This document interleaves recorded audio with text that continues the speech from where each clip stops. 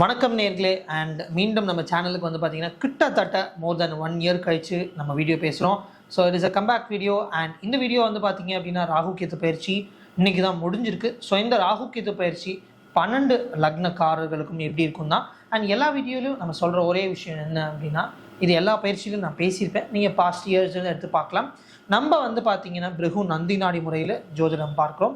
And இந்த astrology பொறுத்த வரைக்குமே நம்ம லக்ன பேஸ் பண்ணி தான் பார்ப்போம், ராசி பேஸ் பண்ணி கிடையாது. ஏன்னா உங்களுக்கு லக்ன பேஸ் பண்ணி பார்க்கும்போது தான் இன்னும் பெட்டரான ரிசல்ட் இருக்கும். இன்னும் உங்களுடைய வாழ்க்கைக்கு ஏற்ற மாதிரி பின் பாயிண்டடாக இந்த லக்னத்துக்கு எப்படி இருக்கும் அப்படின்றத நம்ம அப்படி தான் பார்க்க முடியும். ஸோ இது வந்து லக்னம் பேஸ்டானது தான். ஸோ யாராக இருந்தாலும் இந்த வீடியோ பார்க்குறீங்கன்னா உங்கள் ஹாரோஸ்கோப்பை எடுத்து பார்த்தீங்க அப்படின்னாலே நீங்கள் என்ன லக்னம், தமிழில் லேன்னு போட்டிருப்பாங்க, அப்படி இங்கிலீஷில் இருக்குன்னா ஏஎஸ் அப்படின்னு இருக்கும். ஸோ என்ன லக்னமோ ஈஸியாக நீங்கள் பார்த்து தெரிஞ்சுக்கலாம். ஸோ அந்த லக்ன பிரகாரம் தான் நம்ம ப்ரெடிக்ஷன்ஸ் பார்க்க போகிறோம். அண்ட் இந்த ராகு கேது பயிற்சி வந்து பார்த்தீங்க அப்படின்னா உங்களுக்கு ராகு வந்து பார்த்திங்கன்னா கும்பத்துலேயும் கேது வந்து சிம்மத்துலேயும் போகிறாரு.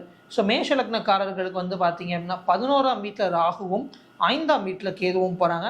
அண்ட் இந்த மேஷ லக்னத்துக்கு எப்படி இருக்கும்னா இந்த வீடியோவில் நம்ம பார்க்க போகிறோம்.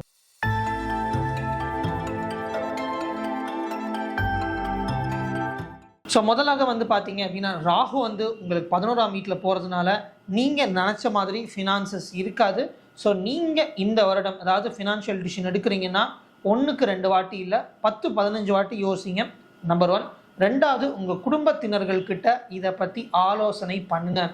உங்கள் ஒய்ஃபோ, உங்கள் அம்மாவோ, உங்கள் அப்பாவோ, உங்கள் அண்ணாவோ, அக்காவோ, உங்களை விட கொஞ்சம் எல்டர்ஸான பீப்புள், அந்த எக்ஸ்பீரியன்ஸ் உள்ள ஆளுங்கள்கிட்ட கேளுங்க. 4-5 வாட்டி கேளுங்க. சுற்றி இருக்கவங்கள்ட்ட ஒப்பீனியன் கேளுங்க. நீங்களாக எந்த டிசிஷனும் பண்ண வேண்டாம். பட் நான் என்ன சொல்லுவேன், எந்த விதமான ஃபினான்ஷியல் டிசிஷன்ஸும் எடுக்காதீங்க. புது கடனாக இருக்கட்டும், இல்லை நீங்கள் ஏதாவது புது சாமான் வாங்குறதா இருக்கட்டும், இல்லை எனி ஃபினான்ஷியல் பர்ச்சேஸ், இல்லை ஸ்டாக் மார்க்கெட், இல்லை கோல்டு இன்வெஸ்ட்மெண்ட், எது பண்ணுறதா இருந்தாலும் இஷ்டத்துக்கு பண்ண வேண்டாம். இல்லை பண்ணாமலே இருங்க. அப்படி பண்ணணும், பண்ணியாகணும் அப்படின்னு ஒரு நிலைமைனா சுற்றி இருக்கிற நபர்கள் எல்லாருக்கிட்டேயும் கேளுங்க, ஒருத்தர்கிட்ட இல்லை. நீங்கள் இண்டிவிஜுவலாக டிசிஷன் எடுக்காதீங்க. அண்ட் உங்களுக்கு வந்து பார்த்தீங்கன்னா இந்த முறை ஃபினான்ஷியல் விதமாக நிறைய ட்ரபிள்ஸ் இருக்கும். நீங்கள் கடன் வாங்க வேண்டிய விஷயங்கள் நிறைய ஏற்படலாம்.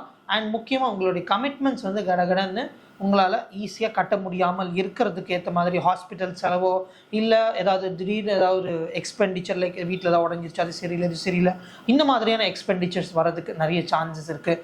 அண்ட் ரொம்ப முக்கியமாக உங்களுக்கு பேங்க் ரிலேட்டட் ப்ராப்ளம்ஸ் நிறைய ஏற்படும்.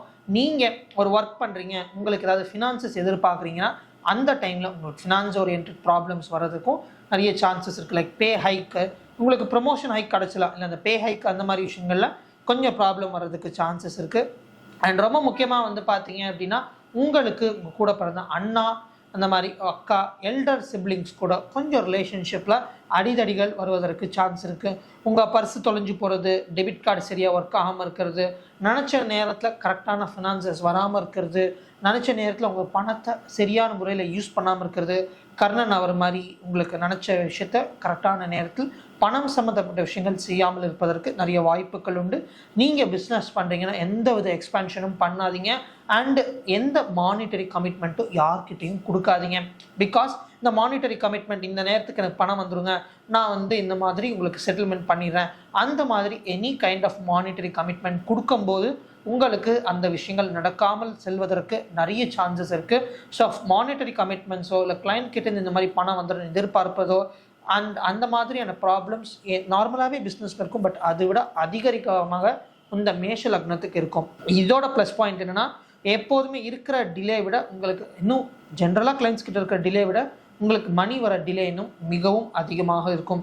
அண்ட் உங்களுக்கு கேது வந்து 5ஆம் வீட்டில் போகிறதுனால குழந்தை சம்மந்தப்பட்ட விஷயங்களில் பல விதமான மாற்றங்கள் இருக்கும். அதாவது உங்கள் குழந்தைங்களுடைய படிக்கிற விஷயங்கள் மாறலாம், உங்கள் குழந்தைங்க எப்படி நடந்துக்கிறாங்க உங்கள்கிட்ட, உங்கள் குழந்தைங்க ஜென்ரலாக எப்படி ஒரு விஷயத்த பண்ணுறாங்க, அந்த மாதிரி நிறைய விஷயங்கள் மாறலாம்.